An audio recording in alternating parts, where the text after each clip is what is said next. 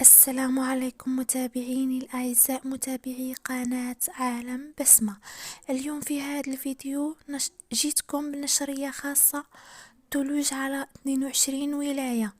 الولايات المعنية هي جيجل، بجاية، سكيكدا، عنابة، الطارف، سقهراس، قالمة، قسنطينة، ميلا، سطيف، وبومرداس، برج بوعريريج، البويرة، والمدية، وعين الدفلة، وتسمسيلت، أم البواقي، باتنا، خانشلة، وتبسة.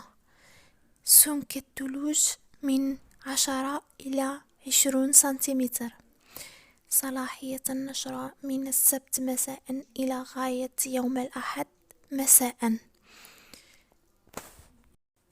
بالنسبة لدرجات الحرارة راح يكون انخفاض محسوس في درجات الحرارة. وتحذير خاص لأصحاب المركبات، لازم توخي الحيطة والحذر عند السياقة. إن شاء الله نتمنى ويكون هذا الثلوج خير وبركة على الجزائريين.